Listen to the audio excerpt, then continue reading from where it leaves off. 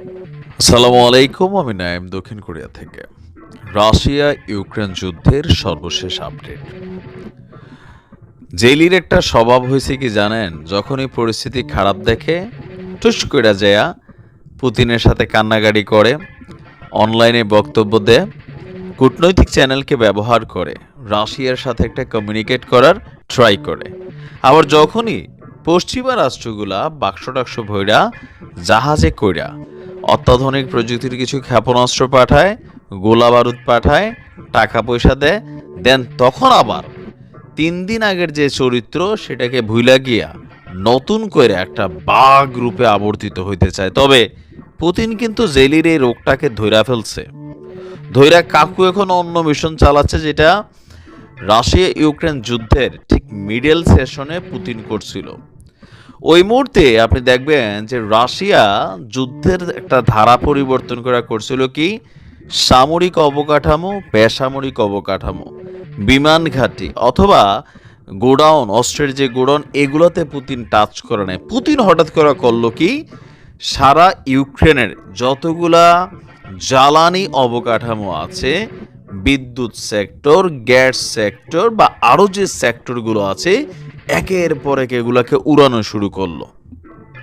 কারণ কি, যেন জেলির যে চেইন অফ কমান্ড বা চেইন অফ সিস্টেমটা জ্বালানি খাতের উপরে কিন্তু এই যে যুদ্ধের একটা বড় অংশ কানেক্টেড, তো অটোমেটিকই কিন্তু হালকা আপনার ইয়া হয়ে যায়, কি বলা হয় এটা, ধরেন হাঁটু ভেঙে যায়।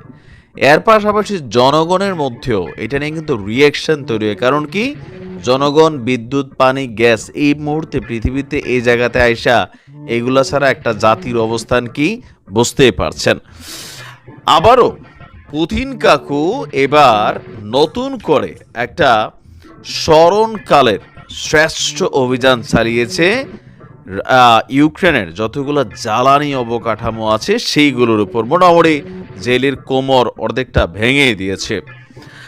আর সর্বশেষ জো বাইডেন প্রশাসনের একটা উদ্যোগ যেটা ছিল, সেটা হচ্ছে কিয়েভকে তারা এত বেশি পরিমাণ অস্ত্র দেওয়ার জন্য চেষ্টা করছে ক্ষমতা ছাড়ার আগে, যেন এইটা আপনার বা কি বলা হয় যে রাশিয়ার উপর একটা বড় ধরনের প্রভাব ফেলতে পারে। তো আর এই মুহূর্তে আপনারা জানেন মার্কিন প্রেসিডেন্ট হিসেবে ডোনাল্ড ট্রাম্পের ক্ষমতা গ্রহণের আগেই ইউক্রেনের সামরিক সহায়তা বন্ধ নিয়ে একটা আলোচনা চলছে।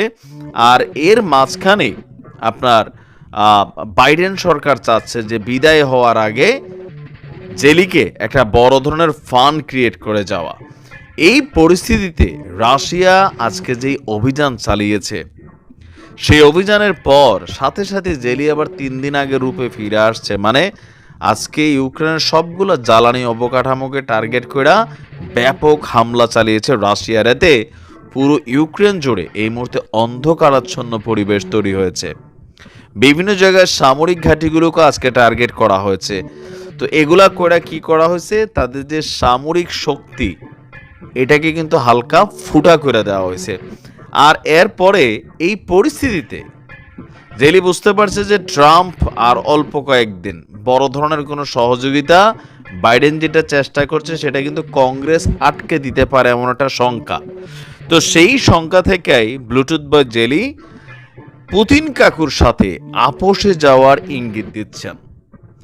তিনি তাড়াতাড়ি রাশিয়ার সঙ্গে চলমান যুদ্ধের সমাপ্তি চান বলে আপনার আজকে তার বক্তব্য। চিন্তা করছেন, আরও তো ট্রাম্প পাশ করার পরপর আমরা শুনলাম, এখন মাঝখান দিয়ে আবার যে রাশিয়ারা হাতটাত দিয়ে স্টর্ম শ্যাডো মেরা দিল, পুতিন পারমাণবিক ইস্যুর ব্যবহার নিয়ে আসলো, এখন আবার এটা যখন পরিস্থিতি খারাপ আবার পুতিন কাকুর কাছে ক্ষমা টামা চাই, আমাকে ক্ষমা করে দেন। তবে তার একটা শর্ত আছে।